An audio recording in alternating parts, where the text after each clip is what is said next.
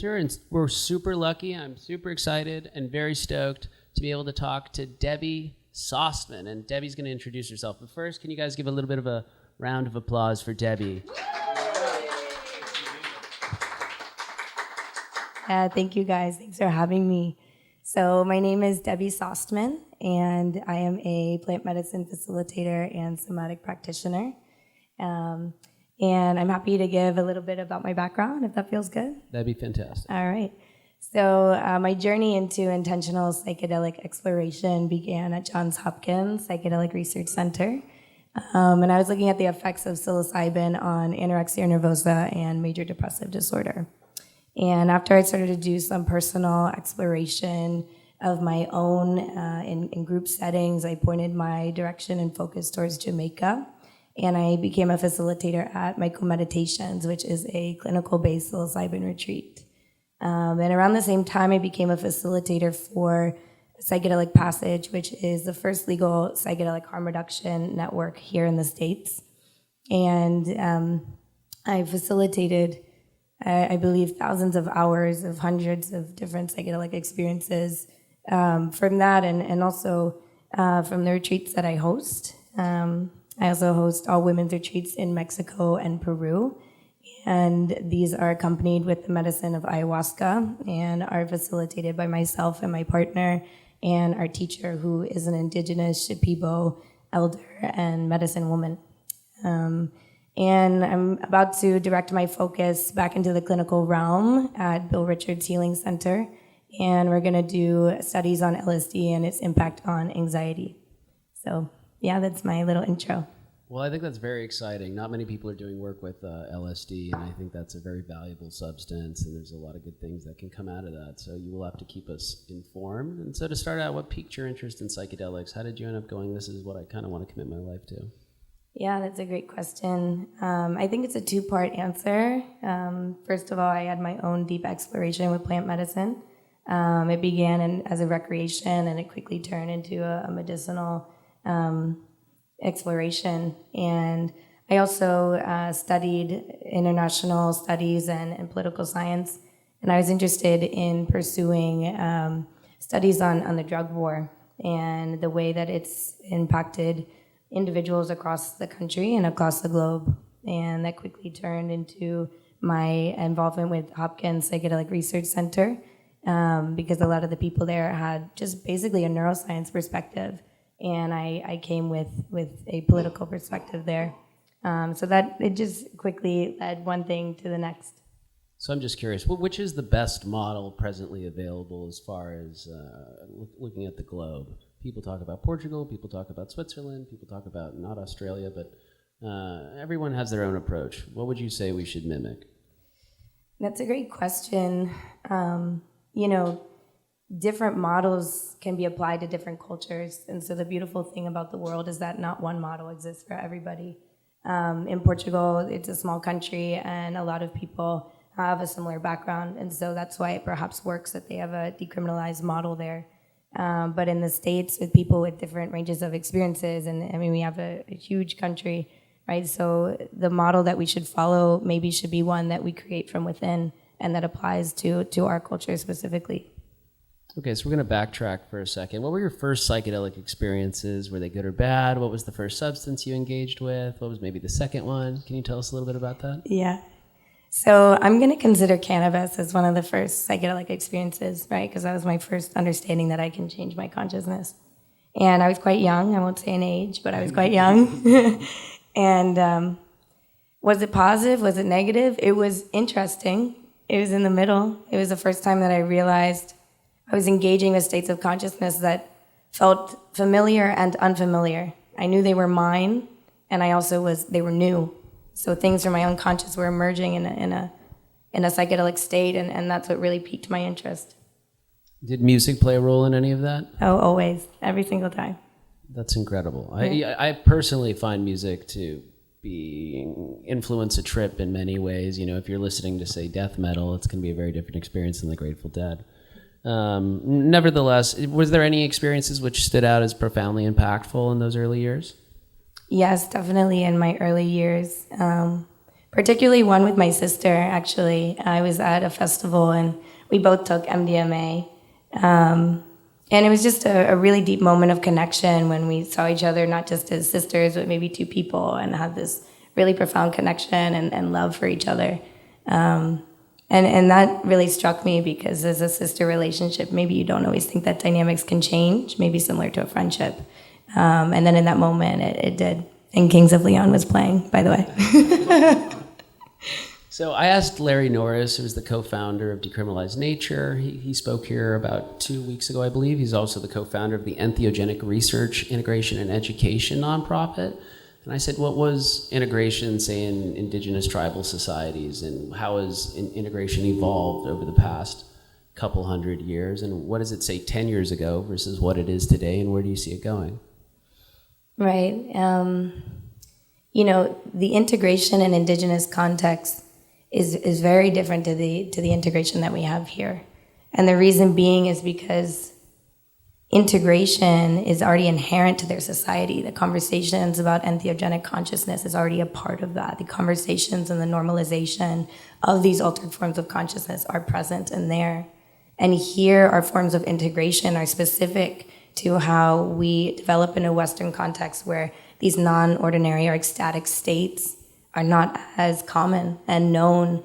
And so the ability or the necessity to unpack some of these experiences, whether they are ecstatic and an experience of unification with the universe or processing trauma, we need to unpack it in a way that normalizes it, makes someone feel safe, and helps them understand in a grounded way.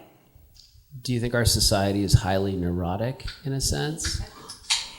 Yes. And how does well, and I only say that because when I was in Peru, I didn't find the Shipibo to be incredibly neurotic, self-conscious people. There was a certain flow there that I think is unique to certain cultures that are just much older. There's not mass consumption of media and television, and so it kind of takes me to another question, which is spirituality, psychology. They don't often mix. And I think that's what I was getting at. Sometimes someone has a diagnosis and it's hyper analytic. It's not really in touch with that person's experience. How do we bring spirituality and even potentially religion, apart from dogma, but that kind of larger cosmic understanding? How do those two intersect? It's a great question. So the word psychiatry means medical care of the psyche. And in Greek, psyche means soul. So really, our understanding of soul in medicine is already there and present. But we have emerged into a society that values that which is logical, scientific, and can be measured, right? So we look at things such as spirituality, which can't be measured, as something as trivial. But the things that are perhaps most important to us in society, such as love with another person, that can't be measured. I mean, in terms of neurotransmitters, maybe it can, but the depth to which you can love somebody, that can't be measured. And so understanding that just because something can't be measured, that doesn't mean that it's not important, right? And so understanding that these things, these concepts that maybe are not logical or scientific, they still have such value to humans. So what do you think it is then particularly about, say, psilocybin, because that's kind of your niche? How does it give us insight into ourselves and appreciation for nature, the notion that there is a unity that we all share, we come from a common source potentially? I mean, that's an extrapolation. What is it about psilocybin that gives us that insight? Yeah, I think this could have a two-part answer. So first and foremost, our evolutionary result of our brains has been to create this subject versus object, this us versus them. I am different from this microphone. And the reason that has happened is so that I can take care of this present body and not just this microphone, right? And when we take stuff as entheogens such as psilocybin, we are reducing parts of the brain that creates that distinction, that ego dissolution happens. And so we're able to unify with all that is around us on a neurological level. And on the second answer, we also, it's not just evolutionary, but current in time, our separation from nature. Most of us don't cultivate our own food, right? We buy it in grocery stores. We don't create our own homes. We live separate from nature. most of us spend more time inside than outside unless you make an intention not to. And so what psilocybin can do and these substances is not only bring us a unification with all that is around us, but a remembrance that we actually came from that place. And so then what makes an experience stand out as absolutely incredible, subjectively, of course, versus just okay? Because sometimes you can take, psilocybin and, the trees wiggle and it's all cool, but you didn't necessarily take something away from that experience. The doors of perception weren't blown off and you emerged a new person. And you worked specifically, you said, with people with severe depression, anorexia, things along those lines. And you hear about this sometimes, and correct me if I'm wrong, how can that one experience, change the way I related to my body? I no longer thought that I was trapped. I was given a door open. What is it that you can do to prepare yourself? Tell me, how do you distinguish between those two, and how do you engender the better experiences that are profound? I think a profound state might be one where you go into expansion, right? So you feel that you've added a new layer of self, or you've released something that's old.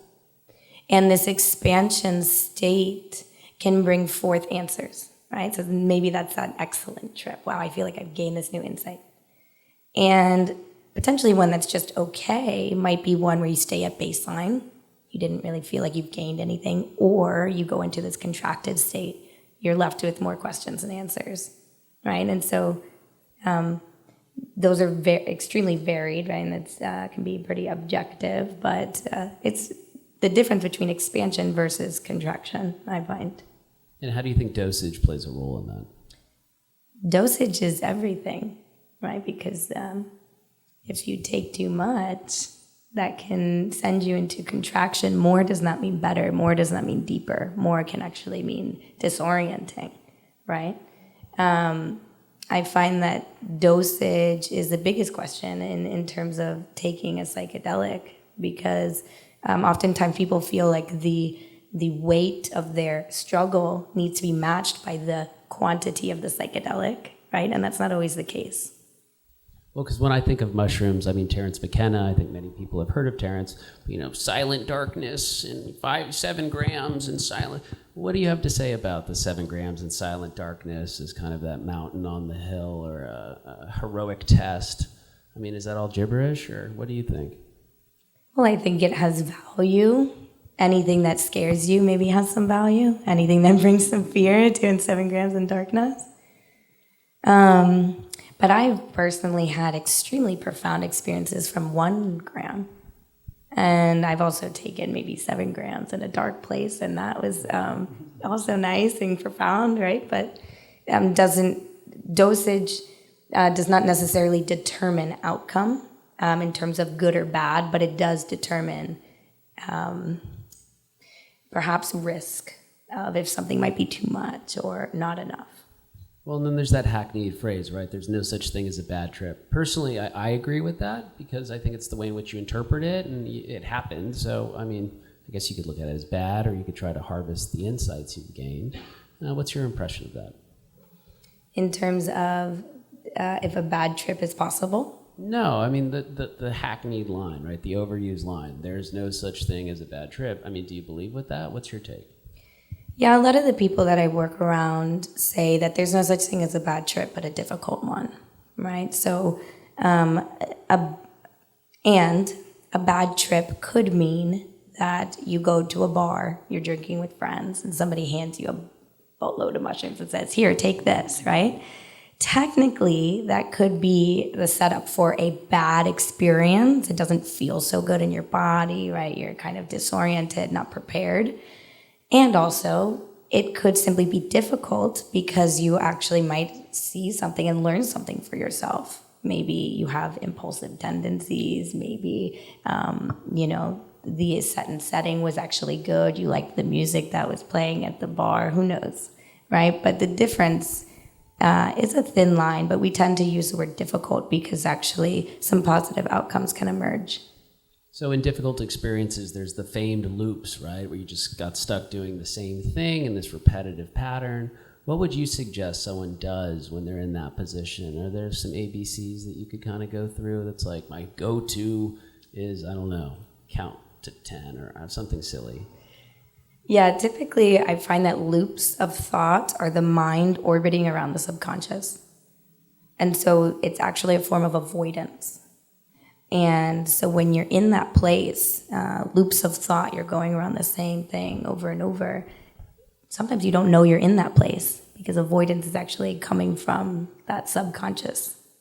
Okay, so when you're having perhaps a stuck experience, what's really happening is the medicine is trying to pull you one way and you're pulling the other way. You're saying, I don't want to go there.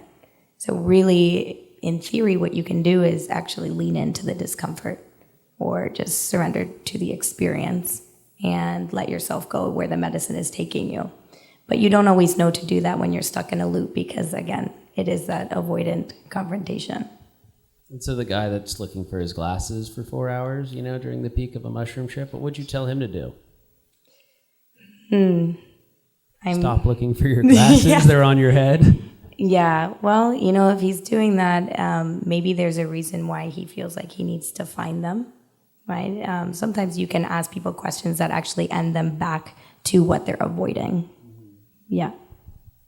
So getting back into the mushroom experience, entities, people talk about them. Do they exist? Are there objective creatures in extraterrestrial realms? What do you think? And have you met them, and are they kind?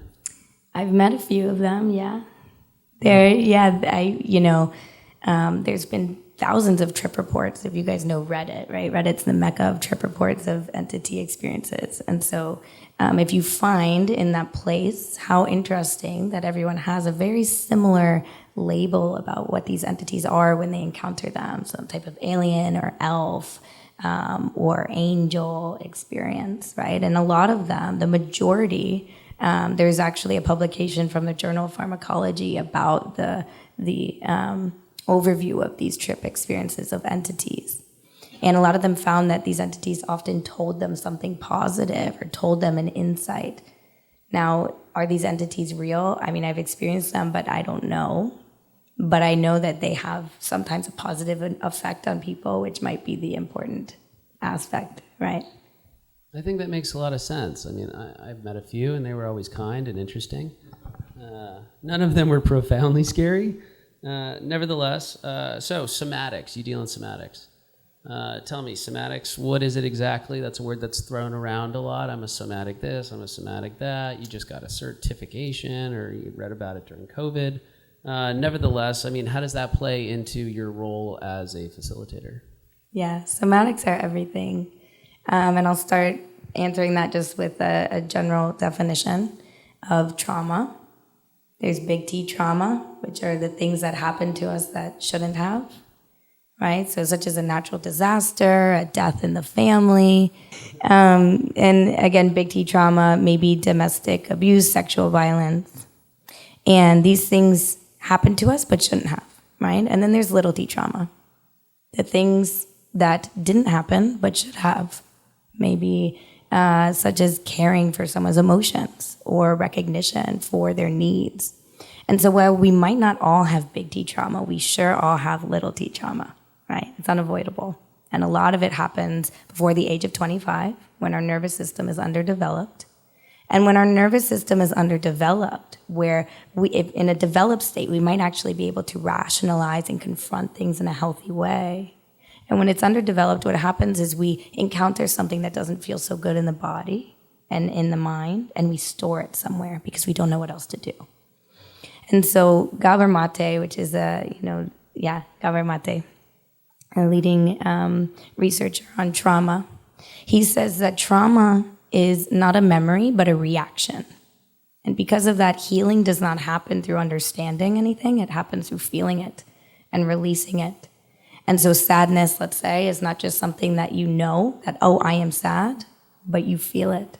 And so that's why psychedelics can be so powerful with the body, because they allow us to not simply revisit things, but to feel them and feel the weight of them and be able to release it from that point. And that was a really great explanation. That was the best explanation I've heard. Anyways, do you think that there's your body can hold trauma And that it also can be in your energetic field. Do you buy into that as well, that this trauma is stored within like the energy spheres that you inhabit? Or do you think that's a little too woo-woo? I'm woo-woo, so. But I'll just say this, that energy, the body is energy, right? And so things absolutely can be stored there. Think about when you, after you experience something traumatic, a car crash, you're in a frozen state, that fight or flight, that is absolutely stored in the body, and that is energy that's being, located somewhere. So we're going to cut to the District216 Change Your Lens questions. So we've asked everyone this set standard of questions. We thought it'd be cool to have a big library of all these various people from all these various backgrounds answering these couple questions. So to start off, what book or person was your greatest influence? It doesn't have to be the ultimate, but top 3 at least. So Sacred Knowledge by Bill Richards, if you're familiar with this book, was very impactful for me. Namely because I lived in Baltimore at the time, and I picked up this book. And Bill Richards was one of the people that refounded the Hopkins Psychedelic Research Center. So it was in my backyard. This is a big changing point and turning point in the field of psychedelic research, right? And so then I applied to work at the center, and it was very notable for me, this book, because of where I'm headed now. I'm actually about to start working for him at his center, so it kind of just came full circle. And yeah, also Sapiens by Yuval Harari, which is non-psychedelic, but a great book about human nature. Second question, are we living in a simulation? Depends who's asking. I am asking. From the different states of consciousness that I've explored and that I've seen people explore, I don't know, the word simulation can be a word that is perhaps trivialized or maybe something that has a confusing undertone, like what is a simulation? But I do know for sure that we live in various forms of consciousness. For example, we can't hear bats and their sonar location, right? They communicate through echolocation, right? I think the sonar is for whales. But they live in this form of consciousness that we can't tap into, right? And so they're living in a different simulation, perhaps, that we are, but it's also the same world. So simulation maybe might be interchangeable with consciousness, and I do know that there's different forms of consciousness. And the reason we came up with that question was Bank of America produced this study, and it said Bank of America says 54% chance we live in a simulation. What the hell is Bank of America doing researching that? That's incredible. That's a great question then, yeah. Yeah. Either way, sign up with us. Do you believe in an afterlife? And if so, what do you think it's like? And do you think through psychedelics we can access portions of that nether realm that lies beyond? Yeah, I would say one of the most profound thing that psychedelics has brought to my life is the deep connection with the afterlife. And my ancestors have passed on, and I feel very connected to them because of psychedelics. And so do I believe there's an afterlife? Yeah, absolutely. And psychedelics absolutely can help you access that, especially in a culture where we're scared, right, of what's after this, and we're kind of orienting everything that we do to avoid it. So, whether that's psychedelics are bringing forth this piece of death within yourself, or bringing forth to you that actually those that passed on might not be gone.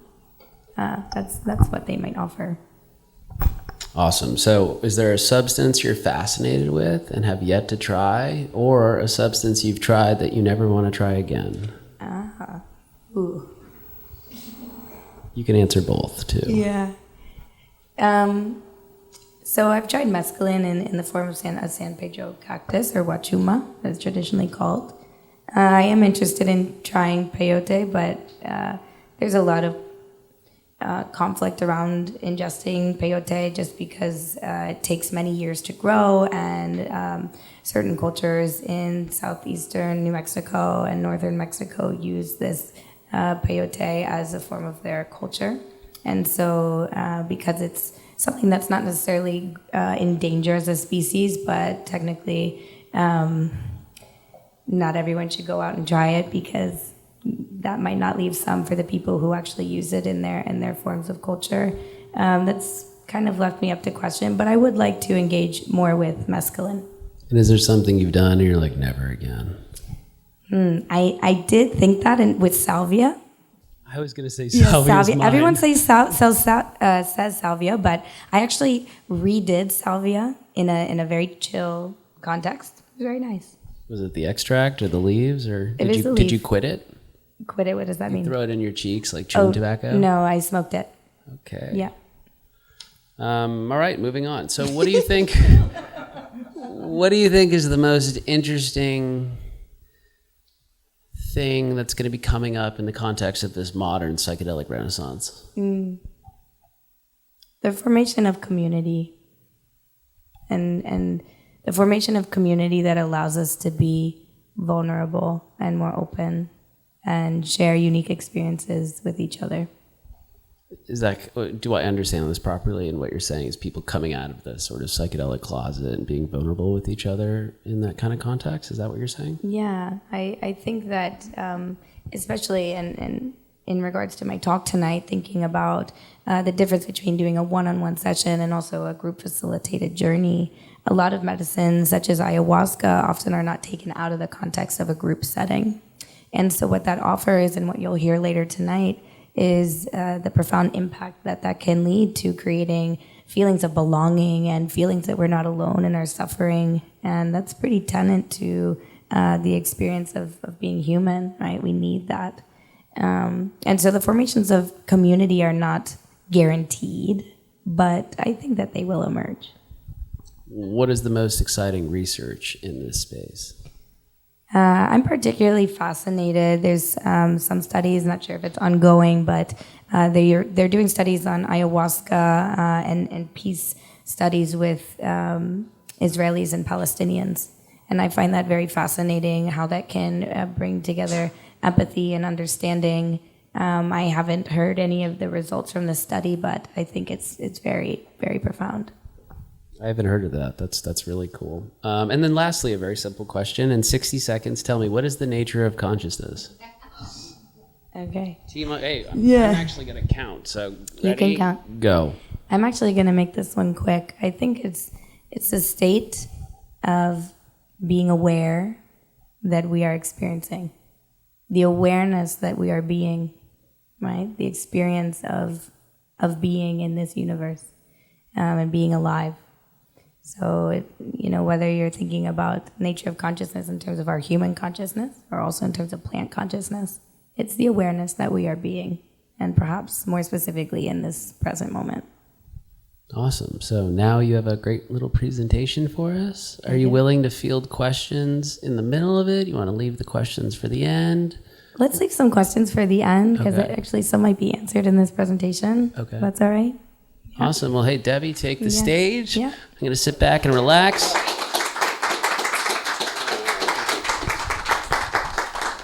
The topic I will be discussing tonight at District216 is the comparison of my experiences facilitating one-on-one psychedelic journeys and psychedelic journeys as a group. I will not be talking about the efficacy of psychedelic medicine itself, but rather the healing potential that humans have on other humans when ingesting these medicines, and also the outcomes that certain scenarios may produce in expanding or hindering the healing process. So having discussions about human dynamics in the psychedelic space is important. Why?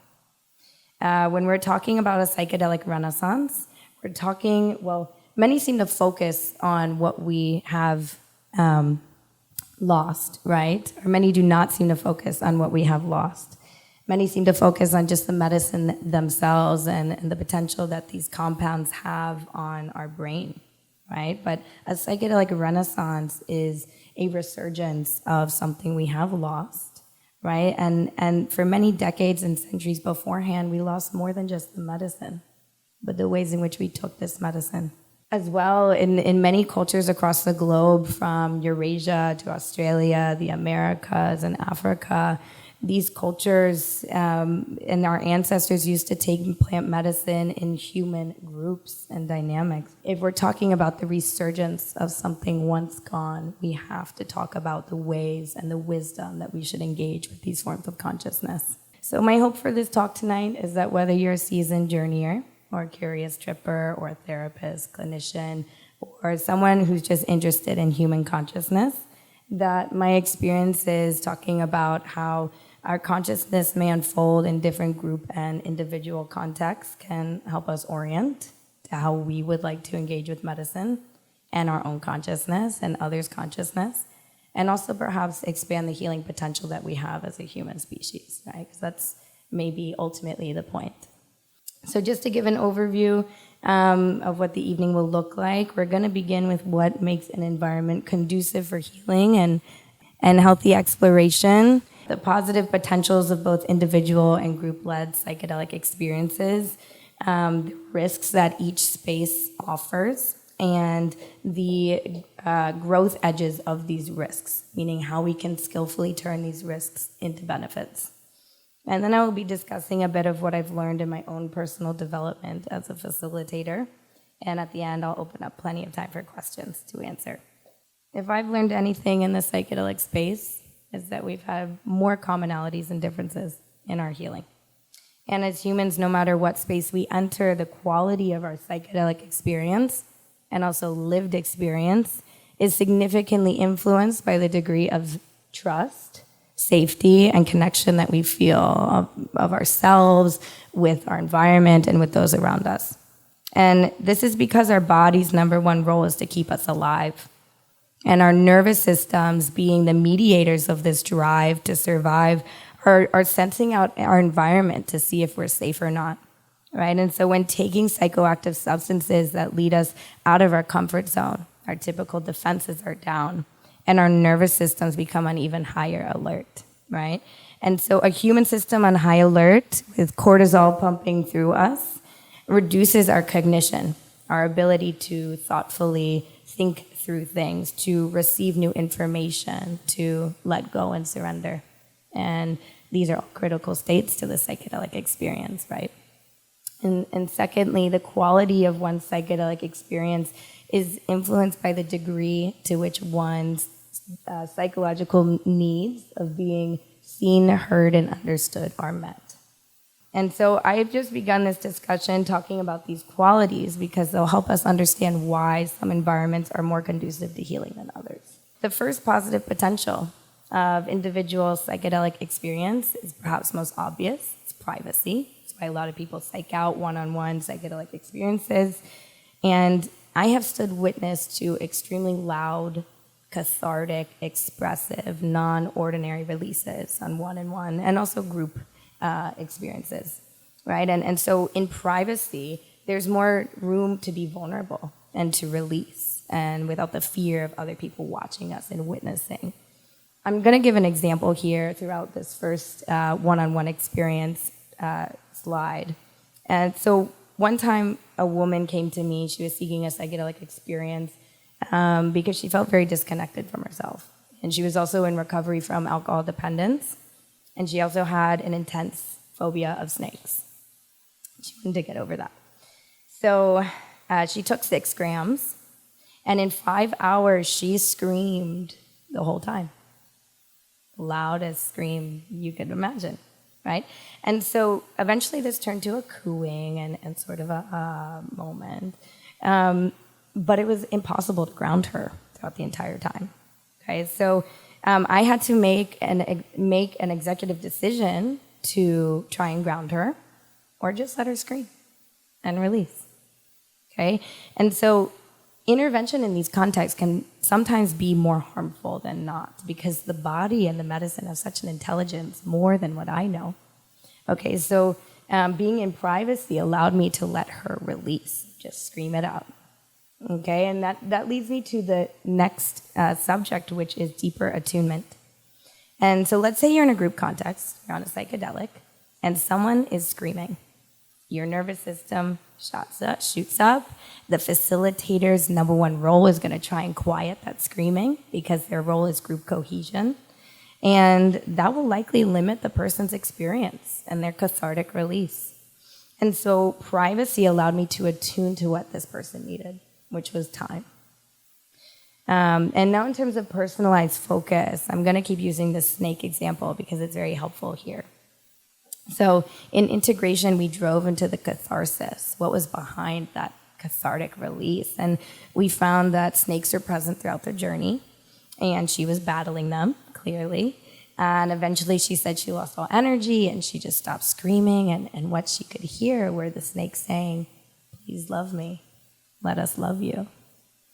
And so in a somatic session, we used this imagery, and we discovered that these snakes represented parts of herself. And if you remember, I previously mentioned she came to me because she felt disconnected from herself. And her typical tendency was to suppress parts of herself that she didn't like. And that's what she did in the experience with the snakes. And so the journey became a helpful symbolism for how she was treating herself, these patterns of behavior. And so in this individualized experience, because she was able to scream and let it out, she eventually could hear that little whisper that wouldn't have happened in a group experience. Okay? So in contrast to privacy in a group setting, what is offered is the power of being witnessed and being able to witness another. And when we're able to feel vulnerable in a safe and intentional space, this helps us feel connected to other people, less isolated, more understood. And this level of vulnerability can create deep bonds. And I often have seen lifelong friendships form from group psychedelic experiences. And actually, it's kind of hard not to create these deep bonds if you all have experienced that yourself. And so the next positive potential is resonance. This is one of my favorites. It's so interesting that in every group I've been a part of, one person shares an experience that sparks the memory of another, of their own trauma or their own lived experience. And this can almost be like a form of adjacent healing because someone will say something about their own experience that plucks the cord of another. Right? That resonates with me. And this can be helpful because therapists can only see so many perspectives. Right? But in a group context, you have all these different perspectives coming together, this unified whole. But on the contrary, there's this mirroring effect. For example, a mother feels guilt for the trauma that she caused onto her son. And then there's a son in the group experiencing the trauma that his mother caused onto him. And so in this mirroring effect, they're able to create this profound compassion and levels of empathy and understanding that I see happen in really every group. And I always think it's very interesting. And I'll give an example here. One time in a group, a woman, she was exclaiming no when moving through the release of a sexually traumatic experience. And in integration, we discovered that this prompted someone else, a man, to relive the experience of him protecting his mother from the domestic violence of his father. Right? And this was a repressed memory that would not have come up maybe if she didn't exclaim this no. So this synergistic healing that can happen in group spaces is quite beautiful. So moving on to the subject of solidarity, everyone is going through their own process all the time, whether in psychedelic experiences or not. And even if you don't share a similar story, what you find is that we're all somehow moving through experiences of shame or frustration, guilt, sadness, awe, beauty, inspiration. And so sharing a profound human experience can create this feeling of belonging, which is tenet to our humanity. And I think most importantly, group settings help us understand that we're not alone in our suffering. And lastly, in individual context, the journeyer and facilitator have paired either through choice or happenstance, and maybe in a consultation, there's some good energy, and then what happens is you have to navigate the identity and personality and traumas of another person. Not every two people are meant to connect. And so in group spaces, let's say you don't get on with your facilitator, you have the medicine of optionality. You can connect with someone else in the group and maybe find some grounding there. Potential risks in one-on-one facilitation settings. Projections. Projections are huge. We do it all the time. Our lived experiences frame the ways in which we see the world. And in psychedelic experiences, especially processing trauma that is distinctly carved out these lived experiences, the facilitator becomes a backboard or somewhat of an archetype for the traumas and projections. I have moved from being the loving, nurturing mother to the abusive, unsafe partner, to the over-romanticized angel of grace, to everything that is bad in the world. One time I was sitting for a journeyer who was healing from domestic violence, and our connection was very strong and very present. And suddenly, once the psychedelics kicked in, she forgot what I was doing there, and she really wanted me to leave. Right? And of course, that's against my desire because my role is to maintain this safety. And I had to make a critical decision. My first intent was to de-escalate the situation because, that's what my first drive was to do, but I saw that was actually enhancing some paranoia. And so I decided to leave the space and just sit right outside the door. And in integration, I noticed that she still had the profoundest trust of me. And, asking me to leave was really important for her. And the fact that I honored her request, she said, was very healing because she set a boundary and I respected it. And that, healers or survivors of domestic violence are often feel unsafe in their body and that their safe space is not respected. So, even the most skilled facilitators can lose trust of a journeyer. And so these experiences can be very fertile and fragile. And so that's why it's a risk. And this leads me to the topic of miscommunication. Very common in psychedelic scenarios and all the time. Our senses and processes for understanding are very warped. And if there's miscommunications between a journeyer and a facilitator, the dynamics can get very, very messy. I've been in scenarios from journeyers thinking they have fallen in love to navigating perceived rejection. And one time a journeyer asked me what time it was. I think it was something like 38, and I told her it was 40, the minute. And then she checked her own time, and she saw that I said it was 40, and she thought I was trying to deceive her. Right? And so that sense of distrust was small and profound. And so this can be really tricky to untangle and has to be skillfully navigated. And this leads me to my last point, facilitator self-reliance. Okay, this can be a really interesting space when in the presence of someone in an altered state, you have to make executive decisions for the both of you. And in my experience, this has led me to cultivate a lot of self-reliance and creativity and the ability to deeply attune to somebody quite quickly. And as a growth edge, I clearly prep all of my clients, every emotion is encouraged, but not towards me. And so what happens when you're in the face of anger and rage? And I've witnessed one of my colleagues, somebody was releasing something angry and he threw a metal water bottle at his head, and luckily he ducked, right? But what happens when you're having to just rely on yourself and make executive decisions, that can be a danger for both the facilitator and the journeyer. So in terms of group dynamics, an obvious risk is that group therapy demands public vulnerability. You can't hide when you're exposing all your things out, right? And so social anxiety or fear about what others think of you may lead to introversion and further disconnect from the group. And as I mentioned earlier, what happens with medicine is the medicine, something might emerge, and oftentimes we have a lot of shame about the things that have happened to us. Something emerges, we don't want to experience that in a group setting. The medicine is going to want to pull us this way, and we're going to pull this way, and that's going to just lead to a big tug of war and a lot of fear and a lot of disconnect. And so that's an obvious risk because that helps nobody, okay? And so that and other factors might lead to a feeling of non-belonging or alienation. And this can be unsettling because, as I mentioned, groups can get very close very quickly.